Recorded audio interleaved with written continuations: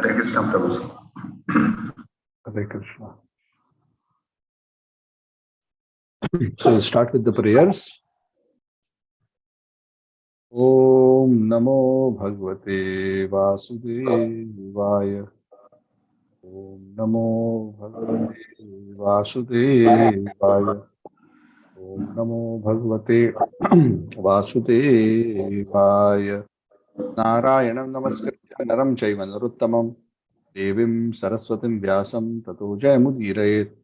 नष्टप्रायेषु भद्रेषु नित्यं भागवत सेवया भगवती उत्तम श्लोके भक्तिर्भवति नैष्ठिकी कृष्णाय वासुदेवाय देवकी नंदनाय च नन्दगोपकुमाराय गोविन्दाय नमो नमः। ओम अज्ञानतिमिरान्धस्य ज्ञानाञ्जनच्छलाकया चक्षुरुन्मिलितं येन तस्मै श्रीगुरवे नमः। श्रीचैतन्यमनोभीष्टं स्थापितं येन भूतले स्वयं रूपः कदा मह्यं ददाति सुपदान्तिकं वन्देऽहं श्रीगुरोः श्रीयुतापदकमलं श्रीगुरून् वैष्णवांश्च श्रीरूपं साग्रजातं सहगणा रघुनाथान्वितं तं सजीवं साद्वैतावधूतं परिजनासहितं कृष्णचैतन्यदेवं श्रीराधाकृष्णपादान् सगणललिता श्रीविशाखान्वितांश्च हे कृष्ण करुणा सिंधु दीनबंधु जगतपते गोपेश गोपिका कांत राधा कांत नमोस्तुते तप्त कांचन गौरांगी राधे वृंदावनेश्वरी वृषभानुसुते देवी प्रणमामि हरिप्रिये वंच कल्पतरुभ्यश्च कृपा सिन्धुभ्येव च पतितानां पावनेभ्यो वैष्णवेभ्यो नमो नमः। जय श्री कृष्ण चैतन्य प्रभु नित्यानंद श्री अद्वैत गदाधर श्रीवासादि गौर भक्त वृंद हरे कृष्ण कृष्ण कृष्ण हरे हरे हरे राम राम राम हरे हरे। ओम विष्णुपादाय कृष्ण पृष्ठाय भूतले श्रीमती राधानाथ नमः। ओम विष्णुपादाय कृष्ण पृष्ठाय भूतले श्रीमती भक्ति वेदांत स्वामी नामिने नमस्ते सारस्वती देवी गौरवाणी प्रचारिणी निर्विशेषं तम करोति वाचालं बंगुं लंघयति गिरिं यत्कृपातमहं वन्दे श्री गुरुम दीनतारिणं परमानंद माधवम श्री चैतन्य हरि ओम तत्सत्। हरे Krishna.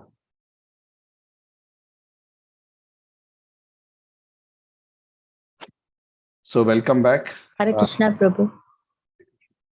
So welcome back for our discussion on the Srimad Bhagavad. So we are in the 5th canto.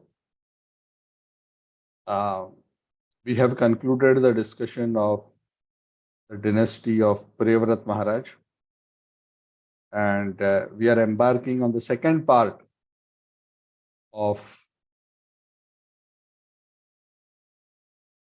the 5th canto. So the 5th canto is comprised primarily of two broad subsections. The first part is descendants of Maharaj Priyavrat, which is the Visarga part. And the second part is related to one of the 10 topics of the Bhagavad, which is known as Sthanam. Sthanam means the place for the living entities, which essentially deals with the cosmological aspects of the universe. How the universe is constructed, the geography, the planets, how they are placed. Broadly, like the architecture, cosmology. So all these different living entities are there. How are they organized? Where do they live? How they are placed with respect to matter like this. So this is a very interesting topic. Most people are fascinated. We are always fascinated. Even today, what to speak of religious people, even otherwise, people are so fascinated about life on other planets. What is there on other places, other planets, aliens, people are so excited. So all these were never mysteries for those who are in the Sanatan Dharma traditions, because we always knew that the universe is populated everywhere. Krishna says in the Bhagavad Gita that the living entity is Sarvagata. Sarvagata means practically everywhere you can find it. What may seem as an impossible living condition for us because of our body, obviously may not be impossible for another living entity, the spirit soul, with another body which is suitable for that kind of an environment. So nothing is impossible. The Lord has created all kinds of living entities with all kinds of gross and subtle. So practically there is life all over the universe. And there are all kinds of living entities everywhere. Creation is so amazing and so mysterious and mystical. So little, so little. It's amazing. Anyways, so we are coming into this part. So we discussed 15 chapters, first 15 chapters, and the fifth canto has 26 chapters in all. So the next 11 chapters are dedicated to Vedic cosmology. So we'll be discussing Vedic cosmology. We'll be starting the discussion on Vedic cosmology. So today's session is going to be an introductory session for this topic. Now, because this topic is it's a very technical topic. I don't know how many of you enjoyed geography classes when you were in school. Oh, remember names of rivers, this mountain range, this river, so much distance, here this grows, there that grows. At least I was not particularly fond of it because I saw all of that information as, for me at that time, and I'm not saying it is, but I saw most of that information meaningless and purposeless for me. Of course, there is a purpose, but anyway, I don't want to go into that conversation from a mundane geography perspective. But there is a very specific purpose why cosmological geography is discussed. And we'll come to that because that's part of the flow of the chapter itself. So when we come to that particular point, we will discuss a bit more about why this is important. So while there is a particular level of importance to it, at the same time, because we are doing a Zoom class and we are doing an overview class, so I'm going to be presenting this topic at a slightly higher level of abstraction. So please do not expect all the details in the chapter covered in our conversation. While my intention is to try to follow the chapter sequence in terms of the discussion, the Bhagavatam evolves the topic of the universal creation in a particular way. So I will, while I'm broadly trying to follow how it is evolving the discussion of the universe, it starts from a narrow point and goes into a higher and higher and higher point. I just want to mention this upfront that I may not be able to follow very strictly the chapter sequence, which means I may bring in concepts and ideas and points from across various chapters so that you don't lose the bigger picture. Because what I don't want at the end of the day is after another maybe 10, 11 classes, I'm assuming 11 chapters, at least 11 classes, if not more. You're totally lost. All you have heard is a few set of names, this Varsha, this Dvipa, this Loka, and you are like, your head is spinning at the end. You said, oh, this was such a waste. So my intention is to do this a bit differently. Try to follow the focus of the chapter, but try to present in a bit more holistic way, because the main point here is to give you a high level conceptual understanding of how the Bhagavatam presents Vedic cosmology. It is important to understand that Bhagavatam is not a geography book, nor is it a scientific manual. The purpose of presentation of cosmological information in the Bhagavad is aimed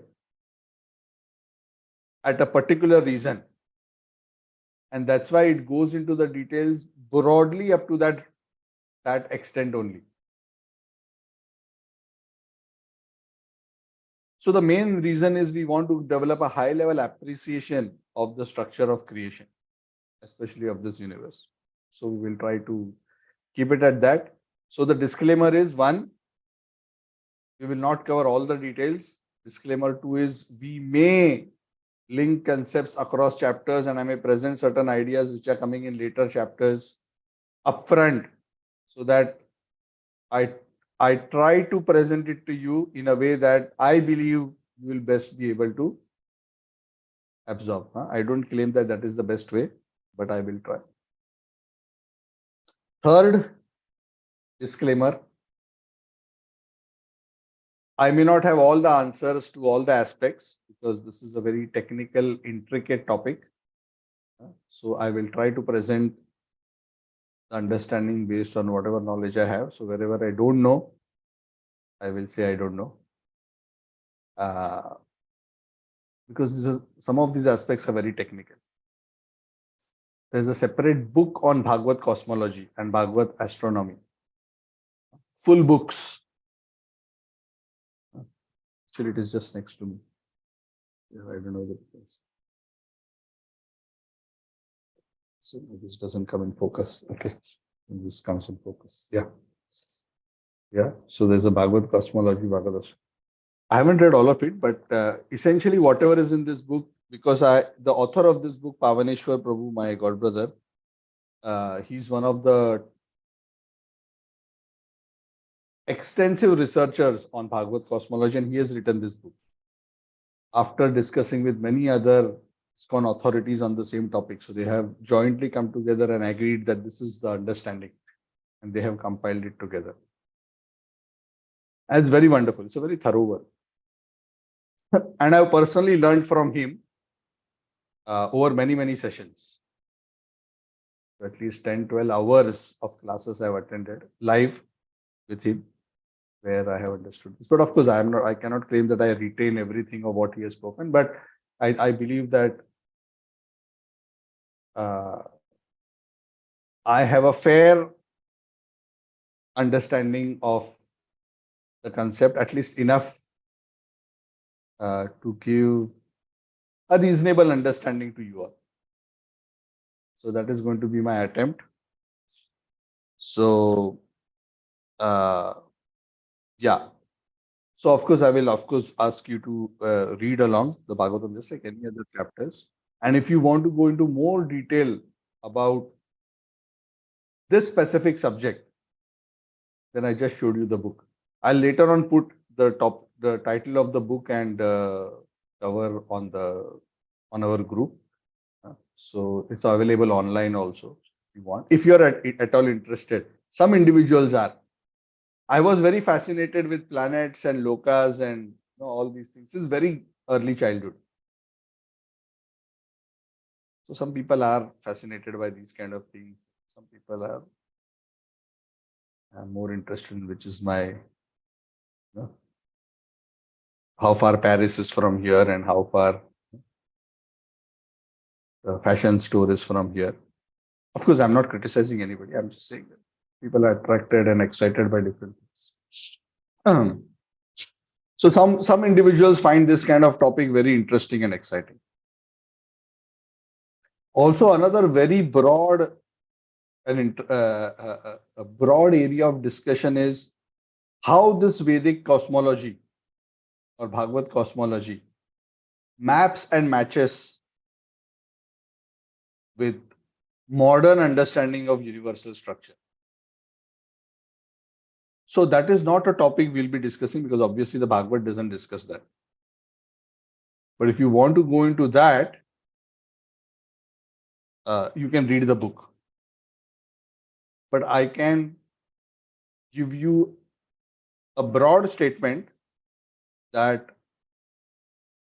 the model of the Bhagavad cosmology that has been developed, and based on their whatever distances have been calculated based on the Bhagavad cosmology as well as the Surya Siddhanta, which is a very ancient astronomical treatise of the Sanatan tradition. Most of the interplanetary distances, as per Vedic scriptures, are almost the same as what modern science understands the distance between various planets and their orbits. It's just that the perspective is different because the Bhagavatam looks at the universe in a particular way, correct? Because you can, just to give an example, the building, if you look at it from the top, you will have a plan view. And if you have a front view, you will have an elevation view. Who have done engineering drawing or architecture will understand what I'm saying. The plan view and there's an elevation view. There's a front view. And the same thing appears different from different angles just because your perspective is different. And the reason why you're taking that perspective is for a particular reason. So modern astronomy takes a very heliocentric view. Heliocentric means sun in the center and all the planets around it. Whereas the Bhagavad astronomy takes a geocentric view because it is talking about planets and planetary motion from our perspective, relative to us, because all motion is ultimately relative. And that is why many of these distances are calculated vis-a-vis Bhumandal. And that's why these numbers may appear initially different, but when fitted into the bigger model by understanding the difference in views, then all these numbers can be reconciled.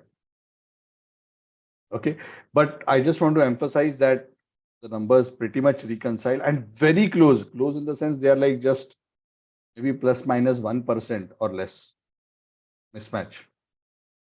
And of course, there is no precise number because the orbits and their distances are never constant. It's always an average, right? So for all practical purposes, you cannot say Earth and Moon is exactly so many kilometers away. Obviously not, because it's in, objects are in motion. Obviously, their orbits are elliptical. How can you say exact distance? So, there is no one exact number for any of this. But they are so close that they are practically the same. So all these things have been discussed in these books of Bhagavad Cosmology as well as Vedic astronomy. So you can go through that for those kind of details. We will not be going into the comparison with modern astronomy. But suffice to understand that there is no big contention between this model and the modern understanding. There are some areas of contention, but those are not with respect to planetary motions. No, planetary motions, planetary orbits, planetary distances, sun, moon, and all the planets reconciles very well. That is why since thousands of years in India, we knew perfectly when eclipses will come, because we understood perfectly the astronomical models. We knew perfectly what planet will be in which constellation, which nakshatra, very well. So, the Vedic model presents a very, very unique view of the universal structure, and it's very interesting. I personally was so amazed when I went through these sets of classes and I said, wow, this is, and many of these terms and terminologies which we have been hearing since so many years, they suddenly start making sense. And wow, this is so amazing. So over the next at least 11 classes, we'll make an attempt to convey this to you, and I will try to make it as interesting as possible. Since there are so many species, so many planets with so much variety, I hope it will not be boring. It will be like just like nowadays people go on a world tour, we'll go on a universal tour. So hopefully that will keep you entertained. So there is some entertainment value also. Okay, I hope that helps. If you find at any point that you are getting too lost, then let me know. and I will see how I can rectify it. Now, what I'm going to do is, I'm not just going to be speaking, I'm going to be using some diagrams and pictures. Because if I just talk about it, how to imagine, it's going to be very difficult. So I'm going to be sharing screen and showing some pictures about the structure and the creation of the universe.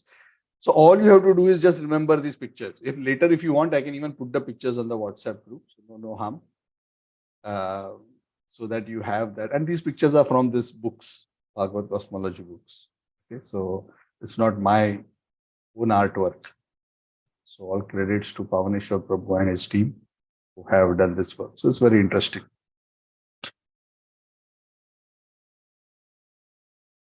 So this particular section, okay, any question as of now based on what we have discussed so far before I enter the topic proper? Okay. Okay, good. So this whole section begins because, so far this whole Priyavrat Maharaj discussion is going on. And Priyavrat Maharaj, as I had mentioned in, I think, the last class or last class, he was ruling practically the whole Bhumandal. Now, many people, when we talk about the term Bhumandal, they think Bhumandal is Earth. But Mandala means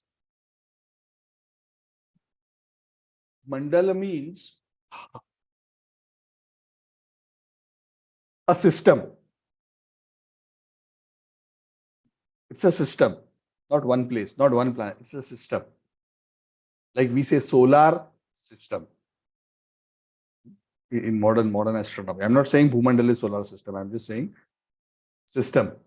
System means it's a combination of various things. So Bhumandal, it's a whole mandal where there are many subparts, many areas of residences of many kinds of species and entities and variants.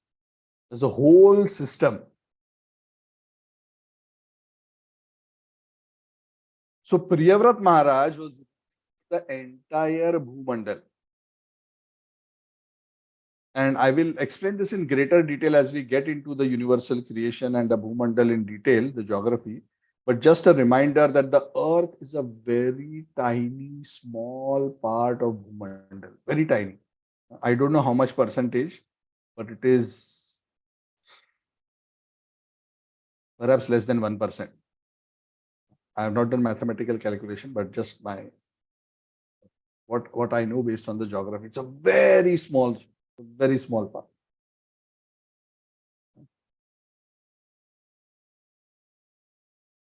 So please do not confuse why I'm mentioning this. Is whenever I use the term Bhumandal, please do not immediately confuse it with Earth. Earth will not come today in our conversation. Today we will start with big picture. Today is going to be intro. I just want you to be comfortable with the big picture. Otherwise, once I get into the details, you will get lost. And it's a good idea to go through this class once more if you're really serious about understanding this. If at all you find that it's too much information.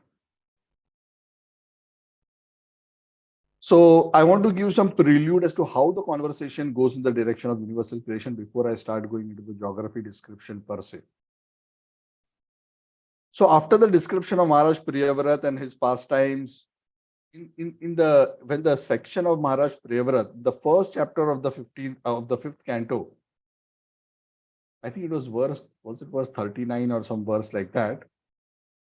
It was mentioned that Priyavrat Maharaj was so powerful with his chariot. He divided the Bhumandal into 7 islands. So obviously it was a very big chariot. And he was a very powerful being. He was not a being just like, he was very extraordinary, very powerful. Because once you get to know the dimensions of the depressions that his chariot created, you will get an idea how big his chariot was and how big he was. So these are all very mystical, powerful beings. They are not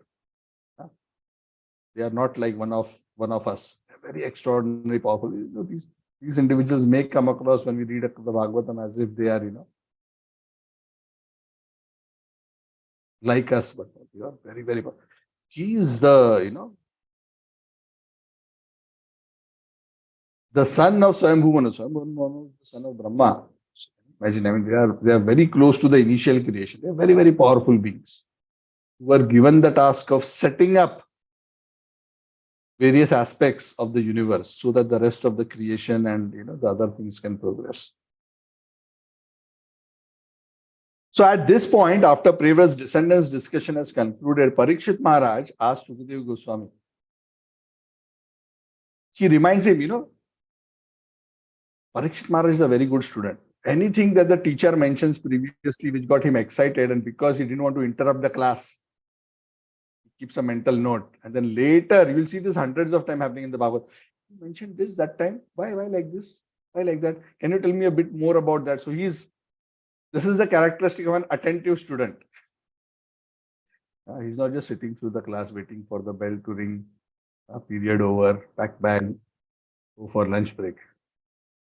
He was really absorbed. He was attentively hearing. He was really keen.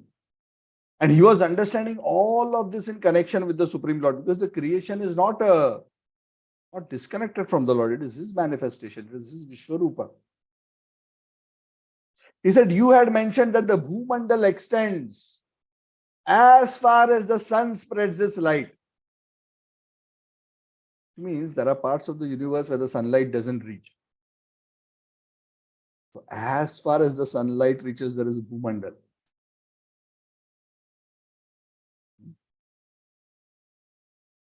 And as far as all the stars and the other luminaries can be seen, there is Bhumandal. So Bhumandal is, quite vast. Oh, great sage, oh Parikshit Maharaj, oh Shukadeva Goswami, you had mentioned that Priyavrat Maharaj had his chariot going around Bhumandal.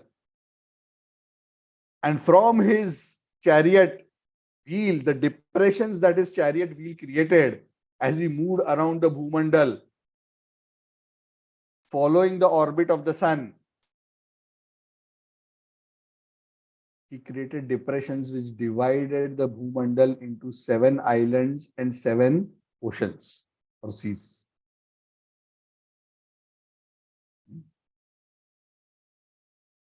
So you gave last time when you spoke about it, you just quickly named the 7 islands and you quickly named the 7 oceans. Can we have a detailed geography class? What are all these 7 divisions? What are the living entities there? What is happening? How this whole structure? What are the, it's a very fascinating topic. I would love to understand more. And then Parikshit Maharaj clarifies to Shukadeva Goswami, I'm not interested in this topic just because, this is entertaining conversation. He explains this very nicely. He says this topic of sthanam, of the universal creation, because the universe is the body of the Lord, the Vishwarupa. Vishwarupa is the concept where the universe is visualized as the body of the Lord, because it is manifest from His external energy. The devotees don't see anything independent of the Lord. They see the universe as very much connected with the Lord, and that's the vision we have to develop.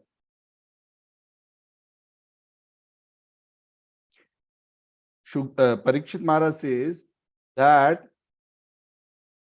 for living entities who are unable to directly appreciate the transcendental form of the Lord, this conception of the universal form, or seeing the Lord in creation as the manifestation of the universe, is beneficial. In fact, that helps them come to the point of mode of goodness. And having come to the point of mode of goodness, they can gradually transcend goodness and then go to the transcendental realm, where they can actually perceive the transcendental truth beyond goodness, the Nirguna platform of transcendence. Because for a contaminated mind, is still caught up in the modes, it's not possible to tap into the transcendental realm. That is why initially we are to train ourselves to see Krishna everywhere, to see Krishna in his energies, to see Krishna in his creation, to see Krishna in the all the good things of the world, all the wonderful opulences of the world. And that's why in Bhagavad Gita, so many chapters, chapter 9, chapter 10, they are dedicated. Vibhuti Yoga, Lord's Vibhutis.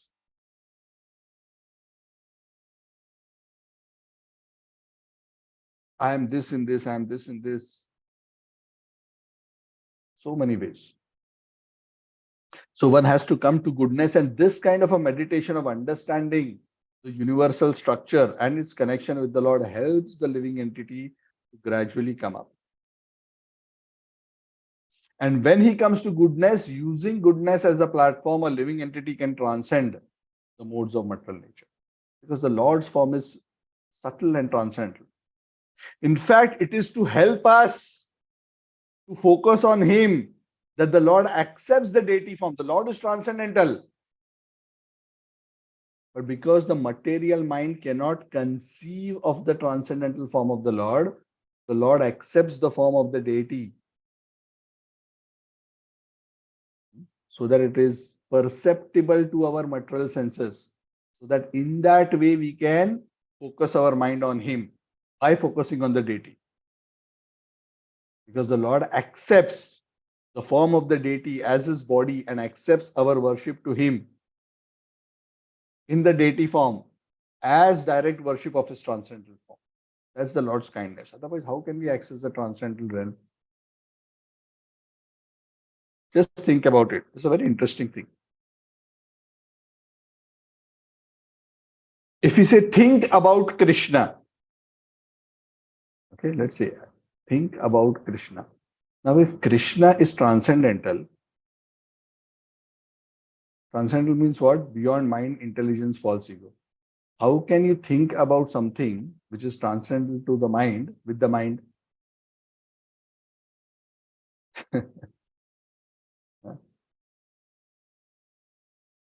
I leave you with this thought. This thought itself is mind boggling. So the Lord has to make himself the transcendental. Lord has to make himself accessible to us in our realm and our conditioned nature. Otherwise, we have no hope. Otherwise, it becomes, like a chicken egg problem, which means unless you become transcendental, you cannot perceive transcendence. So when you are materially conditioned and you cannot perceive you cannot attain transcendence until you contemplate on transcendence. How do you solve this problem? You are forever trapped. So the Lord makes himself accessible in this world of Maya through Guru, through the deity form, through the name, through the holy rivers, through Tulasi, through the devotees. There are many ways by which the Lord allows us to connect to him.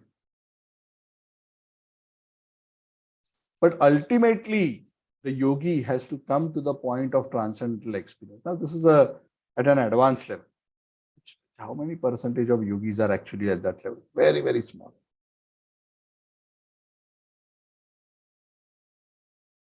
So the Lord is thinking of our liberation much more than we are thinking about our liberation. So we should be assured of that.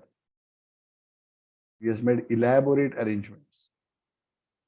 He has given scripture, he has given whatever method. And that is why methods for liberation have to be given by the Lord. If you concoct things, you will not be able to achieve transcendence.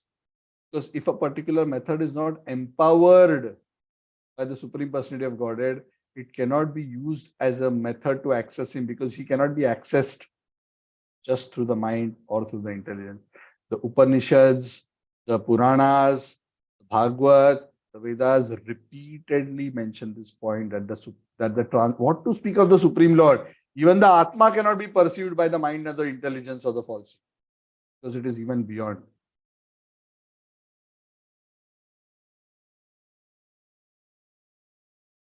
The mind cannot conceive of the Atma.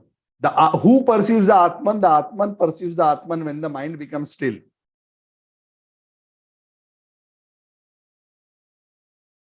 The Atman is reflected in the still mind, in the still chitta. Now, this itself is a very profound point. It's very difficult to understand just this. But as we become more and more purified, gradually some of these ideas we'll be able to appreciate slightly better. And of course, ultimately, when we can perceive and actually access the transcendental platform, then all these things will become very clear to us. But until then, we have to gradually evolve our understanding. So the point that we are trying to make again is, the bottom line is, understanding material creation and understanding the Lord's manifestation in the form of material creation is also an aspect of devotional service. Not necessarily the highest aspect, it's an aspect. It helps one to come closer to the Lord. And why Parikshit Maharaj is mentioning this to Shukdev Goswami? Actually, Parikshit Maharaj doesn't need this because he's already at a transcendental platform. For Parikshit Maharaj personally, for him, all he needs to do is hear and chant the glories of the Lord directly. He can only discuss Ras Leela. But the problem is, it is not that only both of them are in the class. There are thousands of other sages sitting in the class. And he's thinking, this class is not only for me, they all should also be benefited. So sometimes Parikshit Maharaj will ask questions which will be benefit the audience.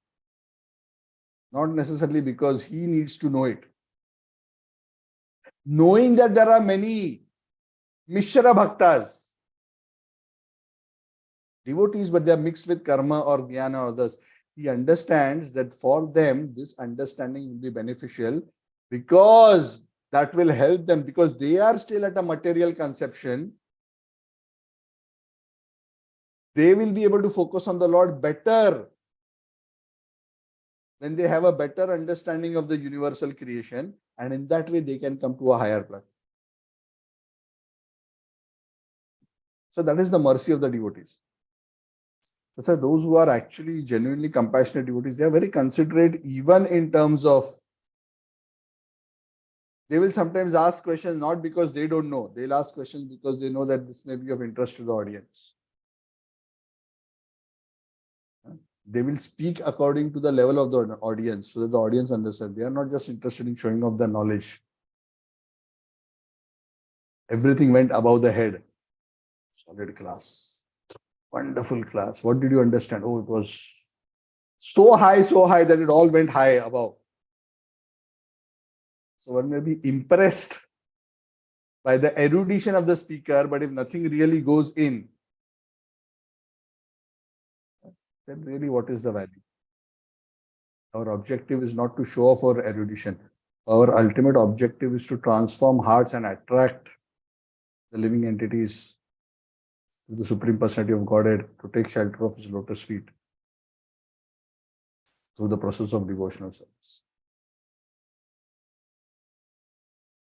So he asks in this way.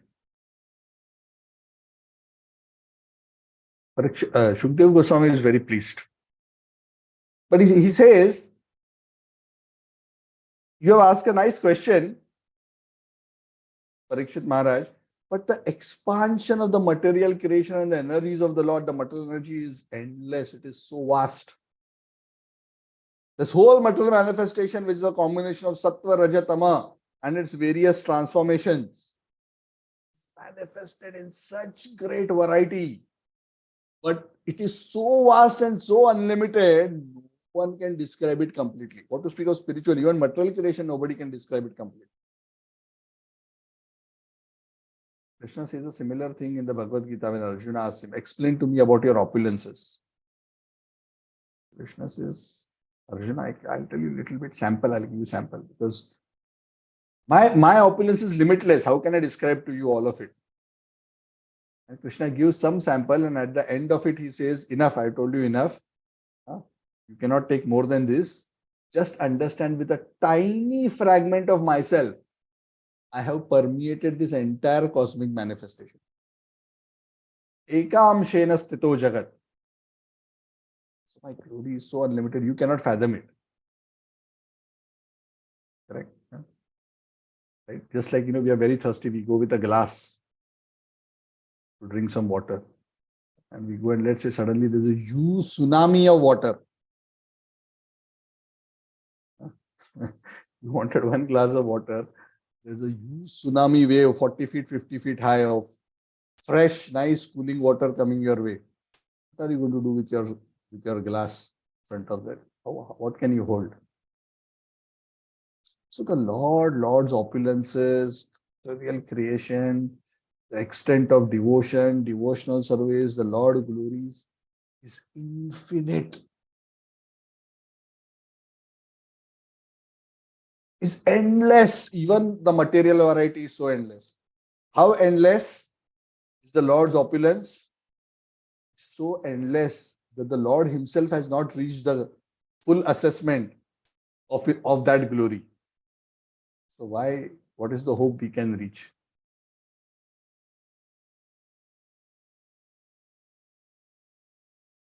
By the time the Lord completes understanding, it is already expanded. This is this is how Acharyas have explained. Just to give us some sense. So Shukdev Goswami says, even in a lifetime of Brahma, if a Bhagavatam class starts at the beginning of lifetime of Brahma, 311 trillion years the Bhagavatam class goes on, still nobody can completely describe. Even material creation, we are not talking about spiritual creation. And he's not exaggerating. No one in this material world is perfect. And an imperfect person cannot perfectly describe the material world. So basically what he's saying is that there is a limitation. Yes, he's not saying I'll not explain it to you, but he's trying to set the expectations with Parikshit Maharaj and with the audience. I will give you some idea. Don't think that after this class, now I know it. I have grasped. I have figured it out. You can just, you go to an ocean, you can just take a drop and say, oh yeah, still. You can, tasted the ocean, you tasted a drop of the ocean. You cannot span the ocean. So some idea is given enough for us to be able to understand and appreciate.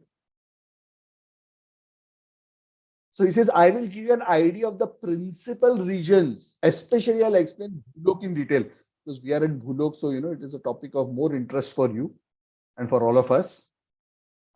So that is our region. We are in Bhulok. So I will focus on that. I will give the various geographical divisions and names and forms and, various aspects and symptoms there. And a little bit about the other things as well, in brief, with relation to Bhumandal and how they are situated and relatively.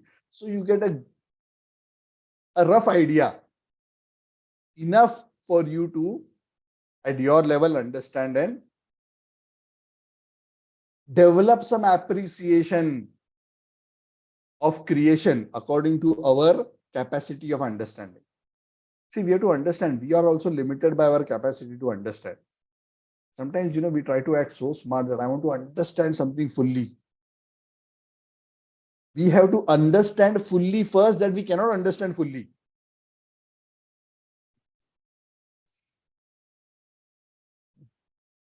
Because our intelligence is limited.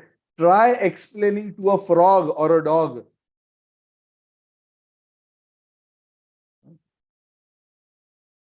about some mathematics, or about how to make sambar, even such simple things, some very basic things.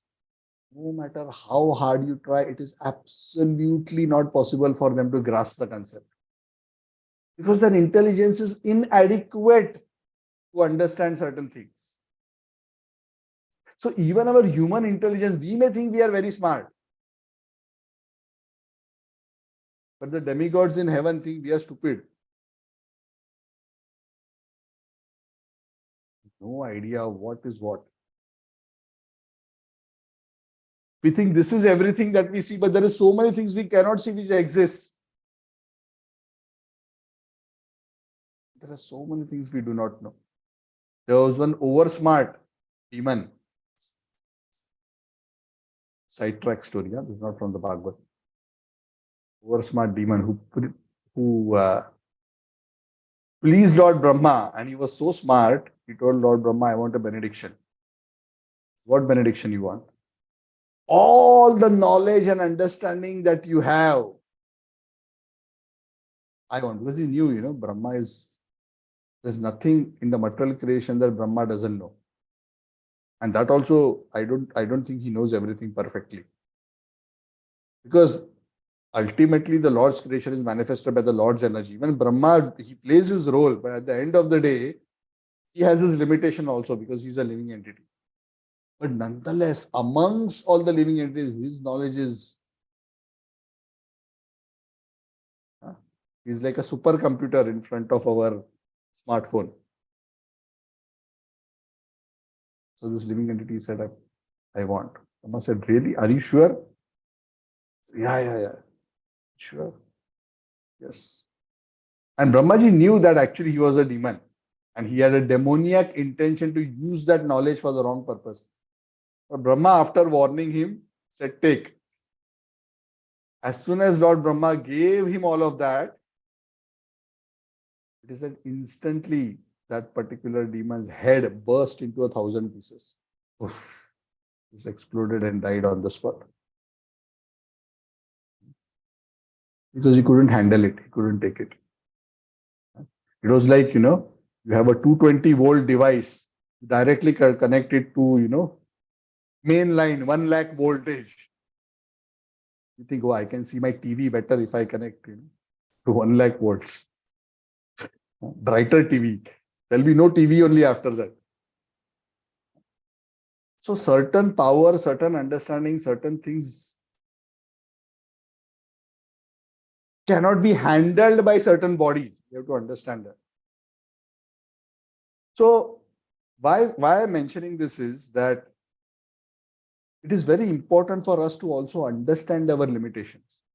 And that's why certain things become understood only at a higher level inside, not just by this body and mind.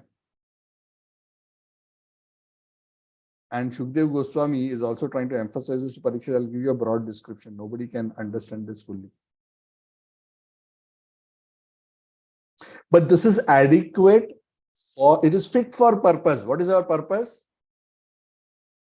To get some appreciation of how the Lord has manifested this universe and develop some appreciation and understanding in a way that will help us meditate on the Lord as we see the universe and interact with its various components, including divine forces. Okay. I'm going a bit slow because today's class is an introduction. So I want you to understand that this information is not going to be exhaustive. It is a glimpse. Bhagavatam is a glimpse. I'm giving you a glimpse of the glimpse.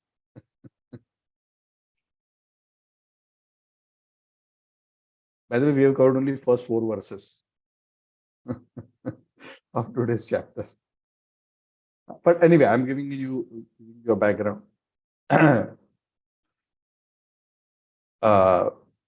of course, later we'll move through these chapters more faster once we have a solid foundation of this discussion. So this particular chapter is entitled as a description of Jambudwip. Now,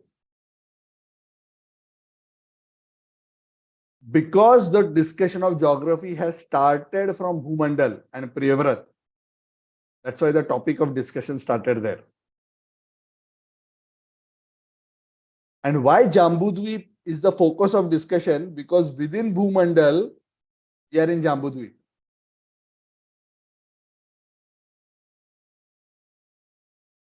Okay, so that's why the discussion immediately gets focused on Jambudwip. Jambudwipe Bharatavarshe, Bharatakhande, Malaysia Deshe. I am situated in Malaysia, which is in Bharatakhand, which is in Bharatvarsha, which is in Jambudwip, which is in Bhumandal, which is in Brahma's universe. Okay, like that is our Google location. This will zoom, zoom, zoom, zoom, zoom. So a broad description of Bhumandal is given here, but immediately it zooms into Jambudwip in this chapter. Actually, Jambudwip, not Jambudwip, sorry. Jambudwip. So he starts, Shukadev Goswami starts by narrating that the Bhumandal resembles a lotus flower. And the 7 islands of the Bhumandal, because Bhumandal is a circular disk and it has 7 concentric circles of 7 islands and 7 oceans. They look like a beautiful lotus with the rows of petals. And in the center of that lotus, there is a whirl, a round whirl. That round whirl in the center of the lotus-like mandal is Jambudwip. And how big is this Jambudwip? It is 1 million yojanas. What is 1 million yojanas? Around 8 million miles. And the Bhagavatam compares the Jambudwip to a lotus leaf, because a lotus leaf is round. So there is a Bhumandal. At the center of the Bhumandal, there is a round Jambu.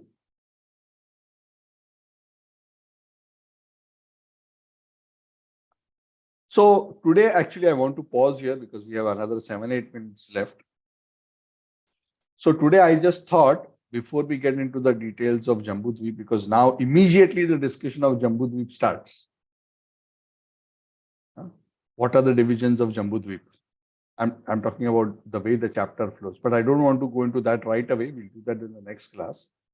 It starts with Ulavarta Varsha, and then there are so many other Varshas. Ulavarta Varsha is the center of the Jambudwip itself. So before we go into the geography of Jambudwip proper, I want to conclude this class by giving you a bigger picture of the universal structure. So I'm going to give you a very quick 8-minute tour of the universal structure. So, I will request all of your full attention. If you can remember whatever I'm going to explain in the next 7-8 minutes, it's okay. If you don't, the same concepts I'll go on repeating as we discuss. But this is to give you a bigger picture. So don't feel paranoid if you don't understand, because I'm not expecting you to understand all that I'm going to show you. So whatever broad you understand. So I'm going to share some pictures with you and quickly walk you through. There are 7-8 pictures I have picked up. Just bear with me. In 10 minutes, I will see if I can screen share this.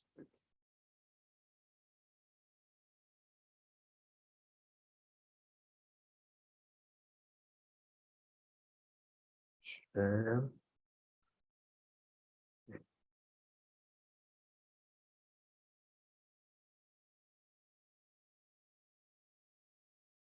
Okay, are you able to see? Yes, Prabhuji. Yes, Prabhuji. Try to get hold of a pointer here. 1 second. Here I can have a pointer.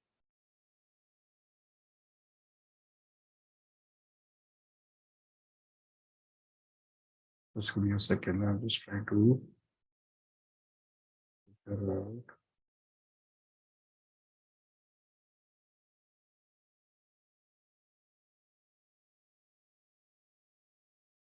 Oh.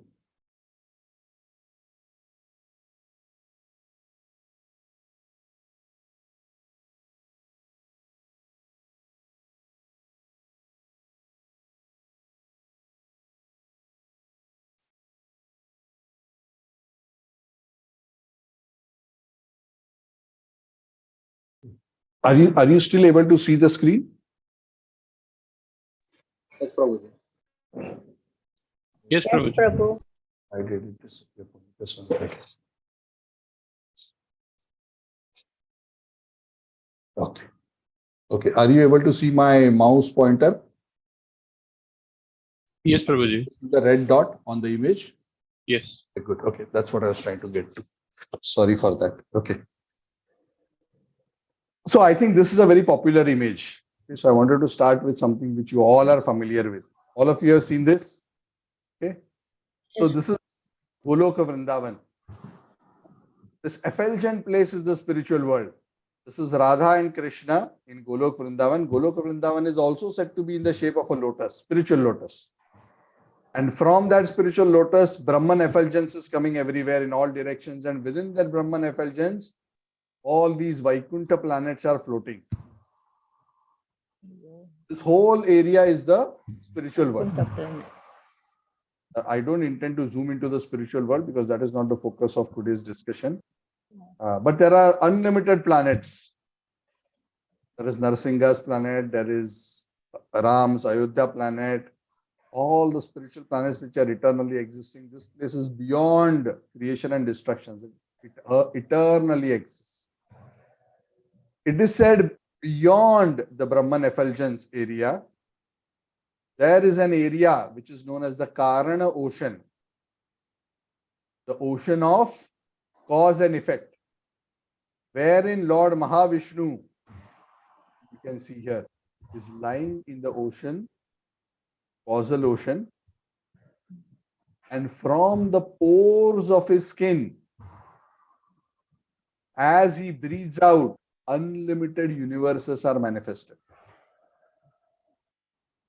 Yes, you've heard of this? Unlimited universes are manifested. There was another beautiful picture of that, and I can grab that picture. Each of this bubble is a universe. And it comes from the holes of the four holes of the skin of Lord Mahavishnu. That's how it is described. Loma Vilaja Jagadandanatha. Literally, it is described like this.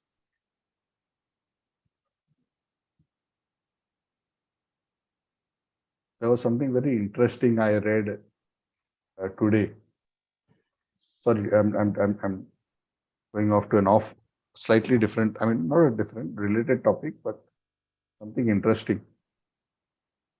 Modern science is also continuously evolving in its understanding of the universe. Nowadays, there is a new telescope known as the James Webb telescope, which is capturing images of the universe, distant part of the material universe, and is revealing things which is shocking material scientists, which is totally changing their understanding of the universe. In fact, there are a lot of discussions in the last few weeks and months where certain information that they have got from the James Webb telescope is suggesting to them that, oh, we thought that the universe came from a big bang, but it's not true based on whatever we know now. And they said, based on what we are finding out, it seems that the universe came out of a black hole. At the same time, I was reading this, that the universe comes out from the pores of the skin of Mahavishnu. So sometimes we don't know so many things. I'm not saying that the pores on the skin of Mahavishnu is black hole. I don't know. I'm just saying that that material science is continuously evolving, and material science has a limit in terms of what it understands. But the scriptures are very clear in terms of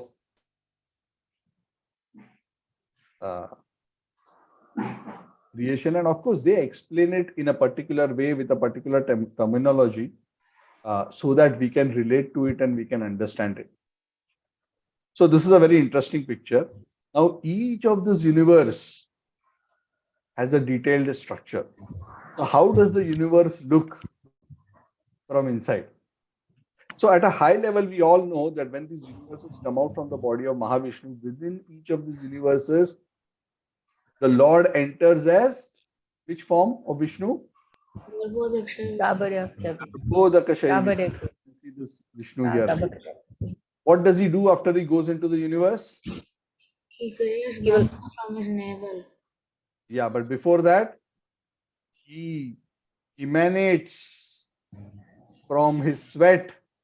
He fills half the ocean. The universe with his sweat, which is known as the Garbhodaka ocean. And then this lotus-like stem comes and Brahma is manifested and all these things happen. Okay. So I'm going to give you a quick view of a Brahma Anda. What does Brahma Anda mean? Brahmanda or a universe means the egg of Brahma. Can you see this?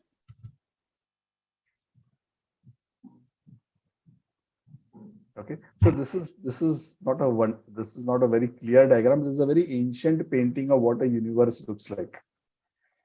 I'll give you a clearer another picture a little later. This is the Brahmanda with its various layers, outer layers, made of different elements, starting with earth, water, air, fire, ether, mind, intelligence, false ego. 8 layers. Each layer, successive layer, 10 times bigger than the previous layer. Of course, this is not to scale. It will be very difficult to fit this here. Half of this ocean, half of this Brahmanda is filled with Garbhodaka ocean. In the Garbhodaka ocean, you can see in the middle part of this universe, there is a disk. This disk is the Bhumandal.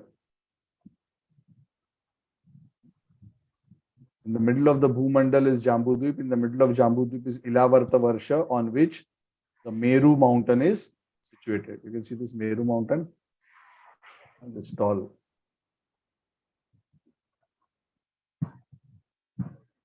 The lower planetary systems are here, ending in the hellish planets. These are the Diggajas who are supporting the Bhumandal. And this entire Bhumandal disk is supported by Ananta Shesha. See Ananta Shesha here. Ananta Shesha is balancing the Bhumandal on his head. So he has been given this seva. Why he has to balance? Because if he doesn't balance, Bhumandal will sink into the Garbhodaka ocean.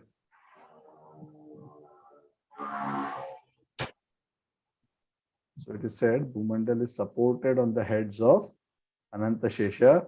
But then the question is, where is Ananta Shesha supported? Yeah. This is not the Shesha that Lord Vishnu, Garbhodaksha Vishnu is lying on. Huh? This is not that one. This is different. Yeah. It's an expansion of the same, but this is not the same one. Not that the Lord Vishnu is lying on this Shesha. That is Ananta and this is Shesha.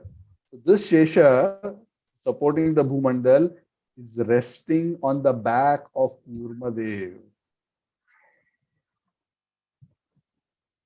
And Kurmadev is floating the Garbhodaka ocean.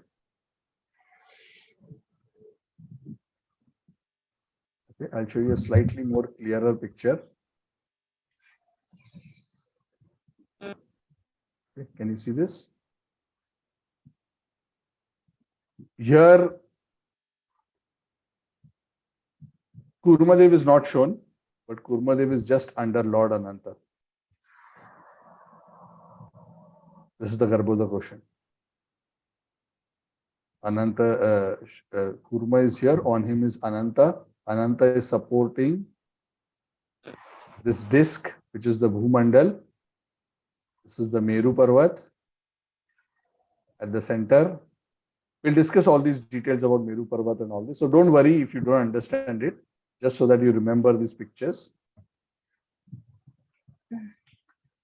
These are the lower planetary systems, which are inside the earth. It is Bilasvarga. It is underground. All the other Saptadvipas are on the Bhumandal. But inside the Bhumandal, within subterranean, under the Bhumandal earth, not Earth meaning Prithvi Earth, the Bhumandal. There are the 7: Atal, Vital, Sutal, Talatal, Mahatal, Rasatal, Patal. And at the very bottom, just above the Garbhodak Ocean, are the 28 hellish planets. This whole system is supported on the head of Ananta. These two mountains are known as the Loka Loka mountains. The sun shines only up to this region.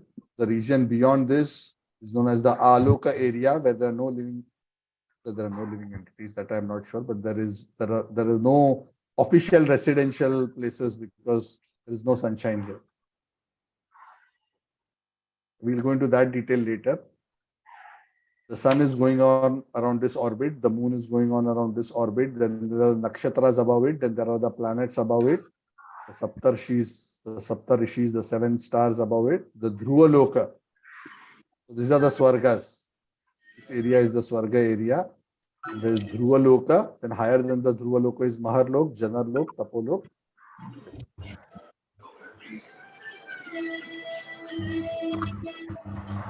Okay, so this is just a very quick.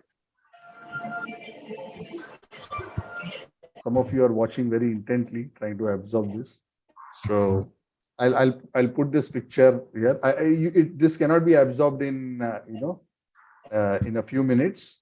Over many classes, you will be able to understand this picture better. So don't worry too much if you don't understand. We will revisit this picture 10, 15, 20 times over the next 10, 15 classes. Okay, but this gives you a broad understanding. And then what we are going to be doing is, this is the Bhumandal. Can you all be on mute, please? Yeah. We are not on mute.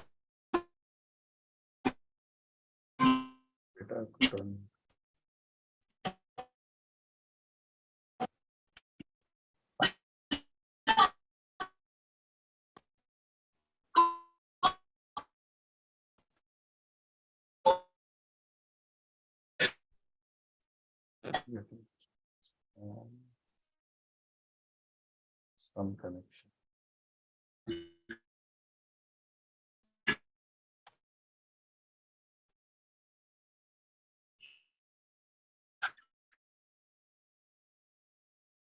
Can't figure out. Okay.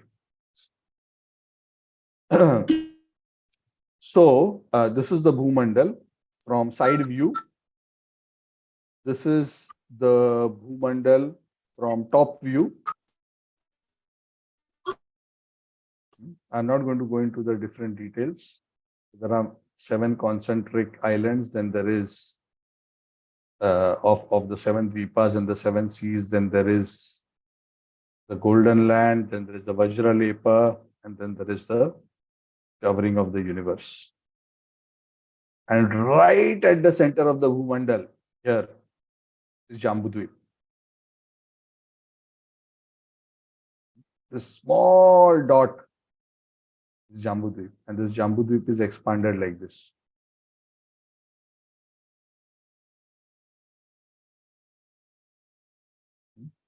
So this entire map is the map of Jambudwip, which is the dot, that entire big circle.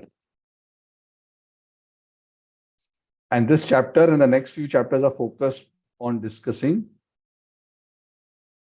Jambudwip. And at the center of Jambudwip is Mount Meru, which is a part of Ilavarta Varsha. So all this we'll discuss, all these various Varshas. There are 9 Varshas here. There are different kinds of mountains and different wonderful terrain features. You will see at the southernmost point of the Jambudwip, there is Bharata Varsha. This Bharat Varsha is also not Earth. This Bharat Varsha has again a detailed expanded map. And there are 9 parts to this Bharat Varsha. Sorry, 7, I think. Out of which 1 is Bharatakhanda. That Bharatakhanda is Earth. So it's a very, very small part. It's like a tip of this Bharat Varsha. probably as big as the cursor that you can see. That's all that Bharatvarsha is. Sorry, Bharatkhanda is in Bharatvarsha as compared to Jambudwip. And that Jambudwip is a dot here. And this is this disk here. And that is one bubble, the unlimited bubbles of the material creation. Okay, so I hope I have not overwhelmed you with this. Some of these pictures I will share. Stop sharing.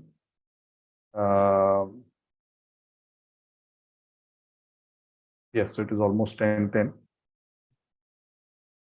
So we'll continue the discussion of this, but I'm opening up the floor if there are any questions or comments, and we can take a few before we end for the day. Yes, Suresh bro.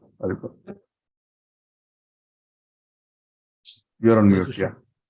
Yes. I have 2-3 questions. All these oceans, right? They are made of what content? Like Kshirosagar, I know it's milk. Future classes. Okay. And so whatever is in future classes, I will just mention because that's the whole topic. I just gave introduction. You're asking me about the chapters. Okay. Yeah. So go ahead. One Brahmanda, right? That comes from Garbhodakshaya Vishnu, right? Or each Brahmanda has one Garbhodakshaya Vishnu. So each bubble is a Brahmanda. There are millions of Brahma under the bubbles that we saw from Mahavishnu. Correct? You remember Mahavishnu has so many universes coming out. Within each of the universes, which is a ball, it's the Brahma under, there is a Garbhodakshaya Vishnu who fills half the universe with Garbha Udaka, like what we just discussed, in which this universal creation is there. So there's a Bhumandal in every universe. Okay. Okay. The other question, Prabhuji, where does Sankarshana come into picture, Prabhuji? Because Chaturvyava expansion, right, from... Sankarshan is situated in the spiritual world, not in the material world. So all Ananta, Shesha, they are all expansions of Sankarshan. So the Prabhuji, origin of all of this is Balaram. Balaram expands from Krishna. Balaram comes from Balaram. Mula Sankarshan comes. From Mula Sankarshan, the second quadruple expansion of Sankarshan comes. From that Sankarshan, amongst the various expansions, Mahavishnu is also coming from that Sankarshan. And also Ananta and Shesha are also coming from there. So Prabhuji, this Garbhodakshaya Vishnu comes from the time when material universe get created, even though it's spiritual. Yes, he manifests. So Mahavishnu's form exists eternally. Yes. Right? But as universes are manifested, the Lord enters each universe in the form of Garbhodakshaya. He expands into each universe and takes the form of Garbhodakshaya Vishnu. When all the universes are withdrawn into the body of Mahavishnu, Garbhodakshaya Vishnu doesn't exist because the universes are unmanifested. Okay. Yeah, thank you very much. Yeah, Prabhuji, on a side light note, so on a lighter note, now that Big Bang theory also is going to go up, I feel, in our books. Maybe. So for us, Big Bang is Lord Mahavishnu's breathing out. So that's our expand, universes created, and ultimately universes.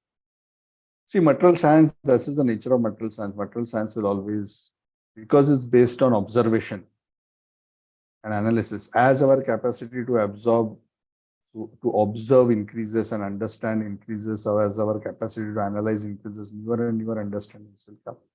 But the point is, it will never be conclusive because you will never know everything.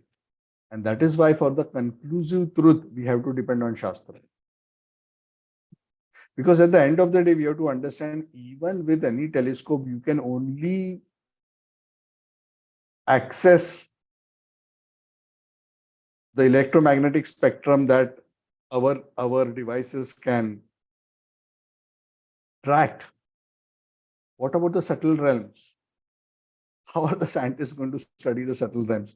They are never going to be able to figure that out. Correct? So we are in a body which has its own limitations. So, that's why the scriptures say a frog who's in a well cannot figure out the expanse of the ocean.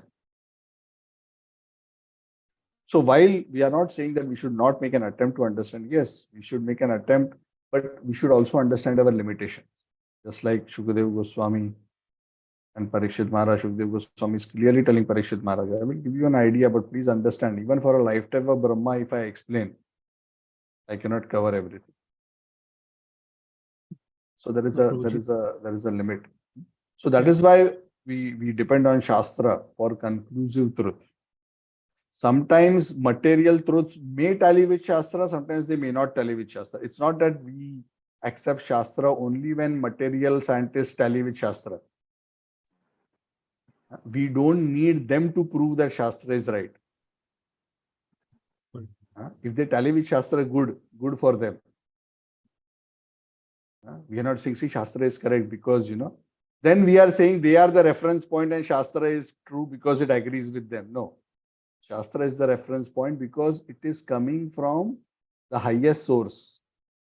That level it is coming from where there is no limitation.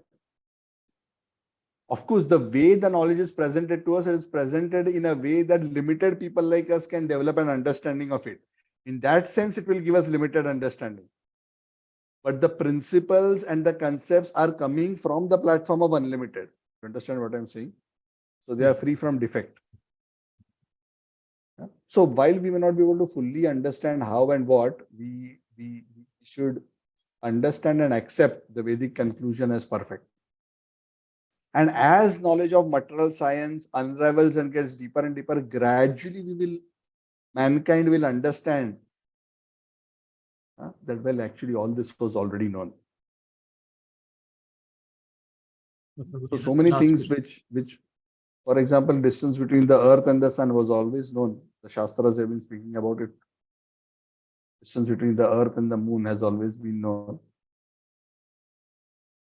The planetary motions, their orbits have always been known. Since thousands and thousands and thousands of years.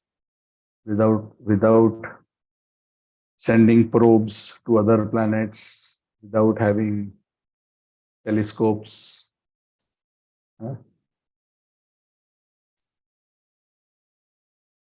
Okay. Last question. I had read there is a difference between Satyaloka and Brahmaloka. Can you just tell me, Prabhuji? Sometimes the word Satyaloka and Brahmaloka is used interchangeably, sometimes. But there are places in the scriptures where Satyaloka refers to the transcendental realm. Okay. So there is sometimes Satyaloka is used to refer as the platform of Brahman. Okay. The platform of liberation sometimes. Some people use Satyaloka and Brahmaloka sometimes interchangeably also. So it's easier for us to say Brahmaloka as because that's quite a standard terminology for us as Brahma's abode. I think that will be less confusing. Yeah. Yes, there is a question from, is it from Siniji or is it from Rishikesh? In the painting about the universe, below the hellish planets, there were elephants. Yes. Can you please explain what they are supposed to do? We will discuss that later in detail. They are known as the Diggajas. These are the elephants assist Ananta to balance the Bhumandal disk. They are quite big in size. They are not like our zoo elephants. These elephants, they are known as the Diggajas. Have you heard of the term Diggaj? Sometimes, in Hindi also we say Diggaj. So what does Diggaj mean? Diggaj is referring to these elephants. Diggaj are such powerful elephants that they can support and balance the Bhumandal plate. You want to see an image? I can show you how the Diggajas runs. Give me one. You have 1 minute. I'll just show you. Since you asked this question, we'll again go to that topic in detail, but I'll show you the Diggajas. If you are interested in Diggajas. 1 second.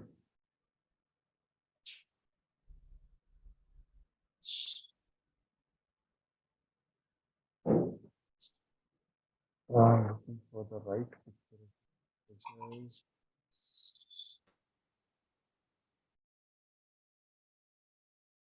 Don't have a very good one, but let's try to show you this. Okay, I'll just show you this screen share. Just 1 minute. It's not a very good picture. I'll try to get a good picture since I'm just very big elephants. How big? They are so big that they can support the whole Bhumandal. They are probably tens and thousands of times bigger probably than the earth. One elephant. It's not a zoo elephant. They are Diggaj. Okay. Hare Krishna, Prabhuji. Prabhuji, today's your class is very, very interesting. I hope you share this in PDF, Prabhu. No, I will not have a PDF, but what I'll do is some of these pictures I will share. What I'll suggest to you is, if you're interested, if anybody is really interested, there's a Bhagavad Cosmology book. There are also some videos. I'll try to get hold of some YouTube videos, which will also, you can familiarize yourself with this. Yeah, thank you, Charan Lakshmi. Yeah, Thank you, Indulekha Mataji, Prabhu. you want to say something? Indulekha Mataji. Hare Krishna. Okay. Anyone else? Indulekha Mataji, wanted to say something? No, Prabhuji. Thank Okay. you so much. Your class was really wonderful, Prabhuji. Thank you. Explanation was so good. Prabhu, Thank you. Hare Krishna, Prabhu. In which planet Dhruva Maharaj is residing, Prabhu? Dhruva Maharaj is in Dhruva Lok, which is just above all the nakshatras. So there is the sun and the moon. Above them are the planets. Above the planets are the nakshatras. Above the nakshatras is Dhruva Lok.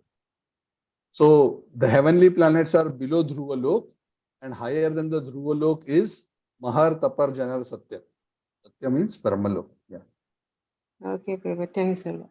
So that, I think that diagram also I had shown to you.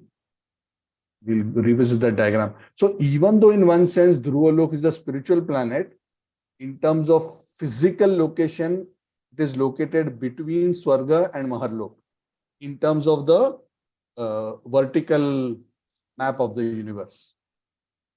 But in quality, it is higher even than Brahmalok because it is a spiritual planet. Yeah. Okay, Prabhu.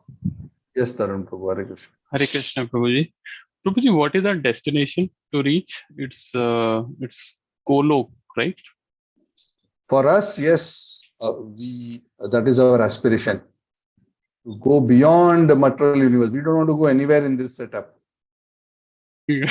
Unless Krishna wants us to go there to do some service, that is fine, but we are not interested. Brahma Bhuvana Loka. Krishna says all up to Satya Loka, Brahma Loka, all the way to the lowest planetary system. There is birth, old age, disease, death. This whole sphere is all birth, old age, disease, death. So we are not interested in any of this. Ultimately, we want to go beyond the three modes, transcend, go beyond the coverings of the universe, and go into the transcendental realm and all the way to Goloka. And the path, that is pure devotional service. Okay. Got it, Prabhuji. Thank you. So this was a brief introduction. So I hope it has given you some perspective. So we will continue from here. So what we are going to do is, now that I've given you a big broader map, so just so that you orient yourself, don't have to figure out all the components yet. It's the universe. There is a disk in the middle, which is the Bhumandal. It has concentric circles. The innermost circle of that disk is Jambudwip. So now we are going to study Jambudwip from next class. Just focus that much. Then below Jambudwip, all the other planetary systems, hellish planets will discuss separately. Above Jambudwip, Meru and other planets and their orbits and Nakshatra and other planets that we'll discuss in great detail. Bhumandal itself is very, very interesting. How the sun moves, what is the orbit of the sun, the Manasottara mountain, the orbit of the sun, the orbit of the moon, Lokalok mountains, the Alok area, the Vajralep area. All of this is very, very interesting. So we'll discuss that as this goes along. Hopefully it will not be boring for you. And in some of these planets, we'll discuss who is staying. For example, in Ilavarta Varsha, Lord Shiva resides, Parvati. So as we go through these various abodes, I'll also tell you who resides in which realms. Okay, Hari Hari. So at least you have their address. If at all you can get there. Hare Krishna, Srila Prabhupada ki jai, Tantra Srimad Bhagavatam ki jai, Samavesvarva. So I'll see you all on Wednesday. We'll continue our, Tuesday now. Next week onwards. We will continue our discussion of Chaitanya Charitamrita. Thank you. Haribol. Hare Krishna. Tomorrow, what is in the Kuala Lumpur temple? Oh, yeah. Thank you so much. You reminded. So tomorrow is the auspicious festival of Snana Yatra. Snana Yatra is Jagannath's birthday. It's the day when the deities are bathed. So tomorrow morning there is a. So in Jagannath Puri, this day, the Lord is given a Snana bath. The deities are bathed. And that is when the Lord becomes sick. Remember, the Lord becomes sick for some days. And then the Lord comes out for Rath Yatra. Right? So that's the sequence. So tomorrow is Snana Yatra. So Snana Yatra is considered Lord Jagannath's birthday. Tomorrow is Lord Jagannath's birthday. So please come to the temple tomorrow.